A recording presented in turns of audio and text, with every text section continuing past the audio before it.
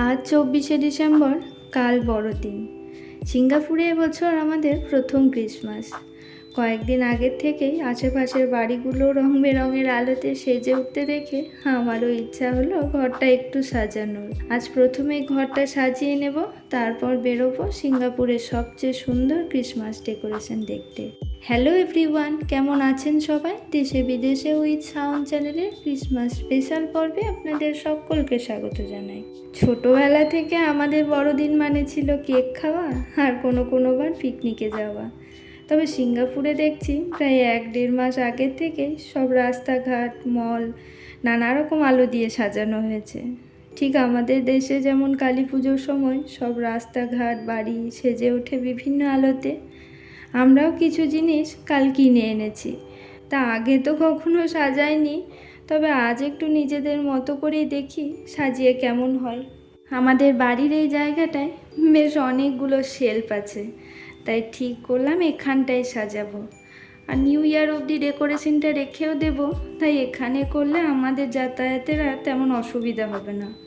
সিঙ্গাপুরে তো আবার একেবারে ছোট থেকে বিশাল বড় বড় অবধি ক্রিসমাস ট্রি পাওয়া যায়। তবে আমরা তো ভাড়ার বাড়িতে থাকি, তাই বেশি বড় কিনলে বাড়ি পাল্টানোর সময় আবার খুব সমস্যা হবে। তাই এই ছোট্ট ক্রিসমাস ট্রিটাকে বাড়িতে আনলাম। আর এতে ডেকোরেশনেরও সব জিনিস লাগানো আছে, তাই এটা দেখেই আমার খুব পছন্দ হয়েছিল। আর এই গাছটাতে ডেকোরেশন যেহেতু করাই আছে, তাই কেবল একটা লাইট লাগিয়ে দিচ্ছি। আর এই টুনি লাইটটা আবার ছোট্ট ছোট্ট স্যান্টা ক্লসের আকারে। এখানে সব লাইটগুলো আবার দেখছি ব্যাটারিতে চলছে। আমাদের ওখানে তো কালী পুজোয় টুনি লাগাতে গিয়ে শক খাওয়ার অভিজ্ঞতা কম বেশি সবারই আছে, তবে এখানে ব্যাটারিতে জ্বলা আলোতে সেই ভয়টা নেই। আমাদের ক্রিসমাস ডেকোরেশন কমপ্লিট, আর বাইরে তাকিয়ে দেখছি সন্ধেও হয়ে গেছে, তাই লাইটগুলো জ্বালিয়ে দিলাম। সাজানোটা কেমন হয়েছে একটা কমেন্ট করে কিন্তু অবশ্যই জানাবেন। ঝটপট রেডি হয়ে বেরিয়ে পড়েছি। সিঙ্গাপুরের বেশ কয়েকটা জায়গা ক্রিসমাসের জন্য স্পেশালি সাজানো হয়েছে, তা আমরা তো বেশ কয়েকটা জায়গা আগে দেখেও এসেছি, তবে আজকে যাচ্ছি সবচেয়ে সুন্দরভাবে সাজানো জায়গাটা দেখতে। অন্য জায়গাগুলো ফ্রিতে ঘুরে দেখা গেলেও আজ আমাদের এক একজনের $10 মানে ভারতীয় টাকায় মোটামুটি 600 টাকা করে টিকিট কাটতে হয়েছে। 1 ঘন্টা বাস জার্নি করে পৌঁছে গেলাম ক্রিসমাস ওয়ান্ডারল্যান্ডে। ওই গার্ডেন বাই দ্য বেরি একটা অংশ সাজিয়েছে, যার নাম দিয়েছে ক্রিসমাস ওয়ান্ডারল্যান্ড। আর এখানে যাতে খুব ভিড় না হয়ে যায়, তাই অনলাইনে টিকিট কাটার সময় ঢোকার সময়টাও ঠিক করে নিতে হয়েছিল। আমাদের টিকিট ছিল রাত 8টার, তবে আমরা ঢুকলাম ওই 8টা 5-এ। আর ঢুকে আলো ঝলমলে এই হরিণের গাড়িটা দেখে কয়েকটা ছবি তুলে নিলাম। তা ছবি তুলতে গিয়েও একটা লম্বা লাইনে দাঁড়াতে হলো। এদিকে ছবি তোলা শেষ হতে না হতে সময় হয়ে গেছে লাইট অ্যান্ড সাউন্ড শোয়ের। এই শোটা 1 ঘন্টার অন্তর অন্তর হয়।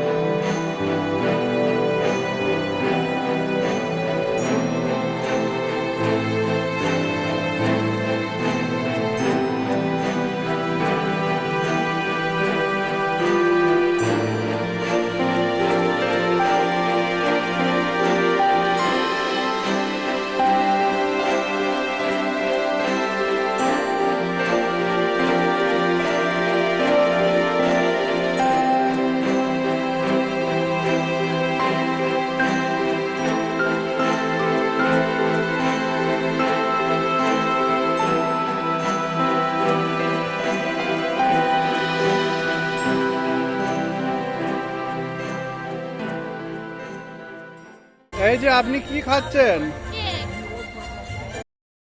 একটু খিদে পেয়েছিল, তাই বসে বসে কেক খেতে খেতে লাইট অ্যান্ড সাউন্ড শোটা দেখে ফেললাম। এখন যেখানে বসে আছি তার চারিদিকে গোল করে বেশ কয়েকটা খাবার দোকান আছে দেখছি। আর মাঝখানে কয়েকটা চেয়ার টেবিল রেখেছে, যাতে মানুষ এখানে বসে খেতে পারে। দোকানগুলো তো সবই ফাস্ট ফুডের, তবে এর দাম দেখছি দ্বিগুণ। এখান থেকেই দেখতে পাচ্ছি একটা বেশ বড় আলো ঝলমলে জাহাজ করেছে। এবার কাছে গিয়ে দেখি, কি দারুণ লাগছে দেখতে। পিছনে Marina Bay and Sands hotel, Garden by the Bay বেগুনি রঙের সুপার ট্রি, আর এই যে সামনে আলো ঝলমলে জাহাজ, সব মিলিয়ে অসাধারণ। আর এই ঘাসের ওপর নীল রঙের আলোগুলো দেওয়াতে জায়গাটা আরও সুন্দর হয়ে উঠেছে। টুংটুং আওয়াজ শুনে পিছনে ঘুরেই দেখি একটা ছোট্ট টয় ট্রেন চলছে, তাতে আবার কটা লোকও চেপে আছে। আমার ইচ্ছা করছিল চাপতে, তবে ওয়েদার রিপোর্টে দেখলাম 5 মিনিট পরেই ভারী তুষারপাত শুরু হবে। আর এই 5টা মিনিট পাশের খেলার দোকানগুলো একটু ঘুরে দেখি। সিঙ্গাপুরে তুষারপাত শুনে আবার ভিড় মিখাবেন না, একটু মজা করছিলাম। এখানে তো শীতই পড়ে না, তুষারপাত তো দূরের কথা। তবে আজ কিন্তু সামনে এই যে আলোর কেল্লাটা দেখছেন, এখানেই এক্ষুনি বরফ পড়া শুরু হবে। আর সবাই তা দেখবে বলে ওই কেল্লার ভিতরে ভিড় জমিয়েছে। আমরাও ভিতরে এসে রং বেরঙের আলোর ডিজাইন দেখতে না দেখতে বরফ পড়তে লাগলো। এতক্ষণে হয়তো বুঝেই গেছেন তুষারপাতের আসল রহস্যটা। এখানে বেশ কয়েকটা এই যে স্নো মেশিন লাগানো আছে, আর 1 ঘন্টা পর পর 5 মিনিট করে টানা বরফ পড়ছে। আর এমনভাবে বরফটা পড়ছে দেখুন, একেবারে সত্যি বরফ বলেই মনে হচ্ছে। যদিও টিভি ছাড়া সামনাসামনি তুষারপাত আমি এখনও দেখিনি, তবে এই নকল বরফে সবার মতো আমিও অনেক মজা করলাম।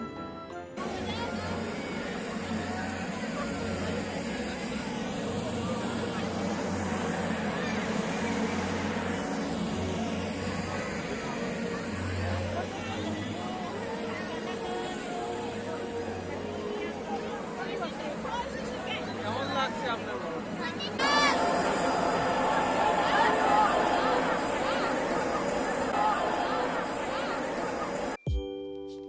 5 মিনিট ধরে বরফে হই হই করে মাথা হাত সব ভেজা ভেজা লাগছে। একটু মুছে টুছে বাইরে বেরিয়ে এসে দেখি আরও এক সারি খাবারের দোকান। এখানে আবার দেখছি একটা কটন ক্যান্ডিরও দোকান আছে। তবে এই 600 টাকার কটন ক্যান্ডি আমার পেটে হজম হবে না বাবা, তাই এখানে আর না দাঁড়িয়ে চললাম আলোর টানেল দেখতে। আর এই আলোর টানেলে ঢুকে মনে পড়ে গেল রবীন্দ্রনাথ ঠাকুরের আলোকের এই ঝর্ণাধারায় গানটা। এখানে নানা রকম রঙের আলোর যে কত রকম খেলা চলছে। খানিক পরে পরে টানেলের রং পাল্টে পাল্টে যাচ্ছে, আর এক রং থেকে যখন অন্য রং হচ্ছে তার ডিজাইনটাও পাল্টে যাচ্ছে। আর এই নানা রঙের আলোর কারসাজি দেখতে গিয়ে এখানে খানিকটা ভিড়ও দেখছি জমে গেছে। এখানে তো মানুষজন খুব নিয়ম মেনেই চলে, তাই কোনো জায়গাতেই তেমন ভিড় জমে না। কিন্তু এখানে খানিকটা ভিড় হওয়ায় কিছুক্ষণ পর পরই ভলেন্টিয়াররা এসে এগোতে বলছে। এই যে এই লাল দেখে আপনার কেমন লাগছে? আর এই ভলেন্টিয়ারদের তাড়া দেওয়া দেখেই আমাদের ওখানকার দুর্গাপুজোর ভলেন্টিয়ারদের কথাই মনে পড়ে গেল। অনেকক্ষণ দাঁড়িয়ে থেকে মণ্ডপে ঢুকতে না ঢুকতেই শুরু হয় তাদের চলুন চলুন বলে তাড়া দেওয়া। এখানে অবশ্য অত তাড়া দিচ্ছে না, তাই কয়েকটা ছবি তুলে এখান থেকে বেরিয়ে পড়লাম।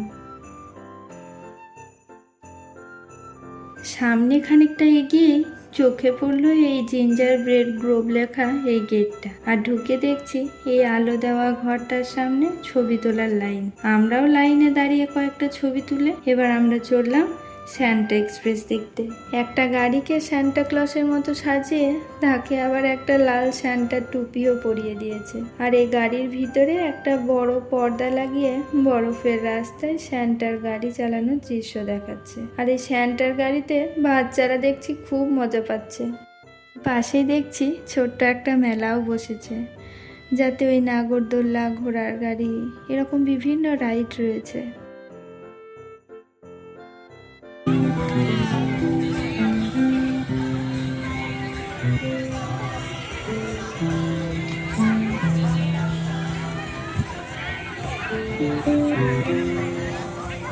খোলা মাঠে বিভিন্ন রাইডে বাচ্চাদের হইচই করতে দেখে ভারী মজা লাগছে। কিছুদিন ধরেই সন্ধ্যের দিকে রোজ বৃষ্টি হচ্ছে, তবে আজ রাতটা বৃষ্টি না হওয়ায় ক্রিসমাস ওয়ান্ডারল্যান্ডে আমাদের সময়টা বেশ ভালোই কাটলো। বেশ অনেকটাই রাত হলো, এবার আমরা বাড়ির দিকে রওনা দিই। এর মতো ভিডিওটা এখানেই শেষ করছি। ক্রিসমাস আপনাদের কেমন কাটলো আমাকে একটা কমেন্ট করে জানাবেন।